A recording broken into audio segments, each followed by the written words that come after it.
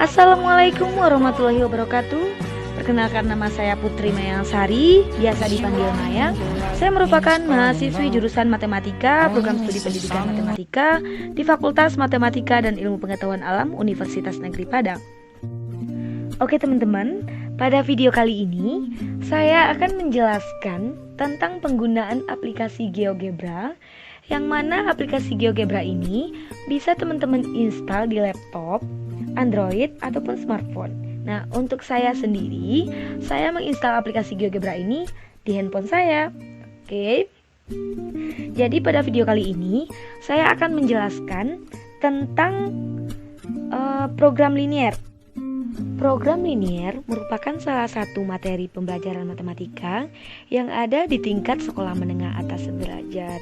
Nah, jadi di video kali ini saya itu akan menjelaskan tentang cara menentukan nilai maksimum dan nilai minimum dari suatu fungsi. Sebagai contoh, kita akan mencari nilai maksimum dan nilai minimum dari fungsi tujuan, yaitu fx, y sama dengan 5x tambah 4y dengan kendala x tambah y kurang dari atau sama dengan 8, x tambah 2y kurang dari atau sama dengan 12, x lebih dari atau sama dengan 0, dan y lebih dari atau sama dengan 0. Nah, untuk langkah yang pertama, perlu teman-teman membuka aplikasi GeoGebra yang ada di smartphone-nya atau yang ada di laptopnya. Setelah teman-teman membuka aplikasinya, maka teman-teman akan dihadapkan dengan tampilan seperti yang ada pada layar. Kemudian kita bisa menginputkan fungsi tujuan yang ada pada soal tersebut. Jadi kita akan menginputkan fungsi tujuannya, yaitu fx, y sama dengan 5x ditambah dengan 4y. Nah, selanjutnya kita enter. Nah, maka itu akan disimbolkan dengan A, yaitu x, y, atau ax, y. Selanjutnya saya akan memasukkan kendala atau dikenal juga dengan pertidaksamaan ke dalam aplikasi ini. Nah, berhubung saya tadi sudah mengopi atau menyalin pertidaksamaan atau kendalanya, saya tinggal tempel saja lagi kan. Nah, jadi untuk kendala atau pertidaksamaannya ini disebutkan dengan B, yaitu x tambah y kurang dari 8, dan yang mana simbol dan itu seperti huruf V terbalik, x tambah 2y kurang dari 12, dan x lebih dari atau sama dengan 0, dan y lebih dari atau sama dengan 0. Nah, kemudian kita enter. Nah, jadi selanjutnya kita akan membuat garis, yaitu dengan menginputkan x tambah y sama dengan 8, kemudian kita enter. Nah, maka didapatlah gambar seperti yang ada pada layar.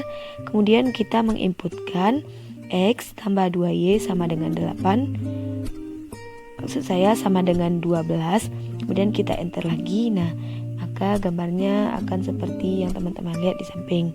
Nah, kemudian kita akan menentukan titik-titik ekstrimnya dengan mencari titik potong menggunakan tools intersect. Setelah kita mengkliknya, kita bisa memasukkan titik-titik ekstrim yang diperoleh ke fungsi tujuan, sehingga nanti akan kita dapatkan nilai maksimum dan nilai minimumnya. Berdasarkan gambar ini, titik potongnya kita peroleh 3 buah, yaitu titik A, titik B, dan titik C. Titik A, B, dan C tadi akan kita masukkan ke fungsi tujuan, itu dengan mengetikkan atau menginputkan A, buka kurung, yang mana dalam kurung itu adalah A besar. Nah, maka didapatlah nilainya 40. Begitu juga dengan B, itu diperoleh nilai 36. Kemudian kita memasukkan yang titik C. Nah, maka didapatlah nilainya 24. Nah, berdasarkan hasil yang kita peroleh, maka bisa kita simpulkan untuk nilai maksimumnya adalah 40 dan nilai minimumnya adalah 24. Selanjutnya, saya akan membuat tutorial grafik tentang bagaimana volume benda putar dari daerah yang dibatasi oleh dua kurva. Sebenarnya cukup kita gunakan konsep dari volume benda putar dari dua kurva, di mana setiap kurva sama-sama diputar, sehingga dalam membuat simulasi langkah yang digunakan tetap, namun dibuat untuk dua kurva. Nah, misalnya kita akan mencari volume benda putar yang terbentuk oleh dua kurva.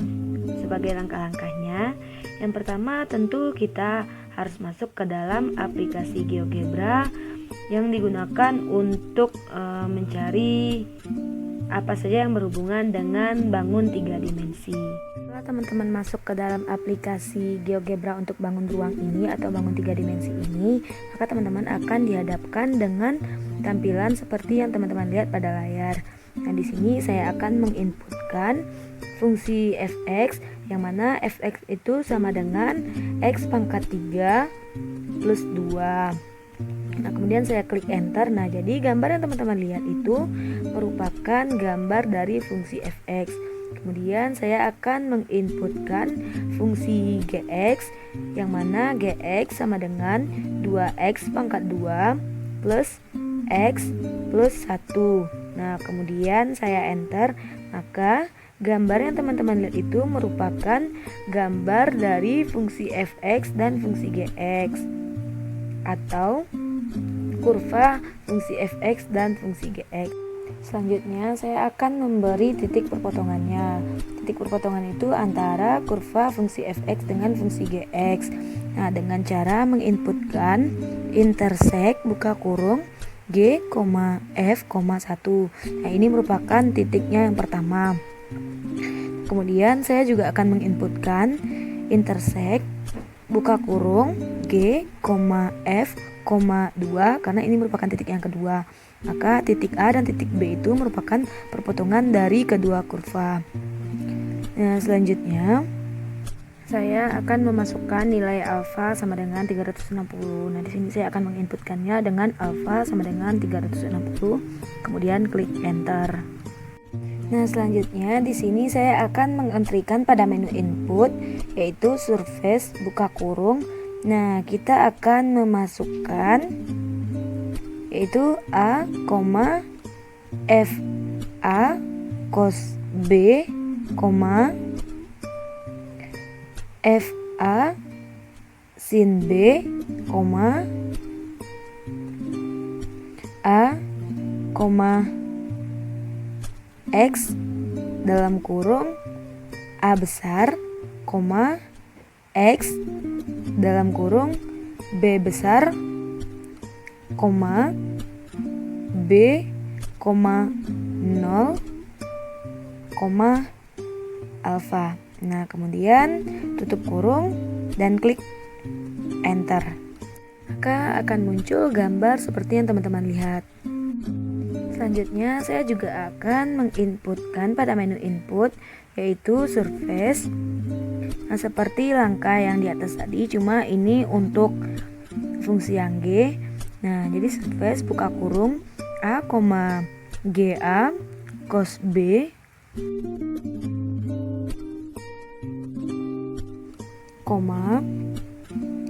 GA sin B,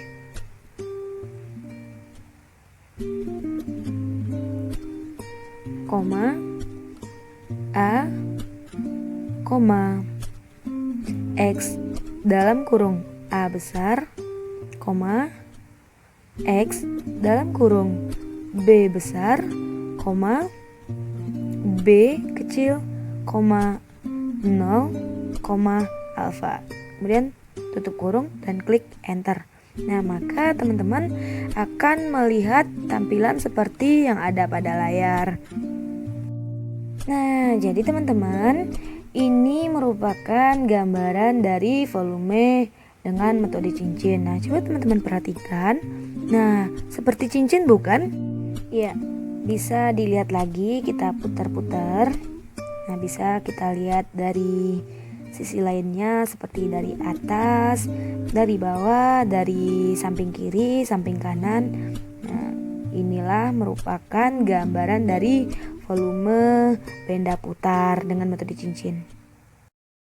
Oke teman-teman, itulah penjelasan singkat dari saya tentang program linier, yaitu menentukan nilai maksimum dan nilai minimum serta volume benda putar.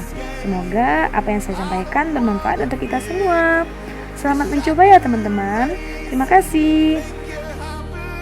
Jangan lupa klik tombol like, comment, and subscribe. Wassalamualaikum warahmatullahi wabarakatuh.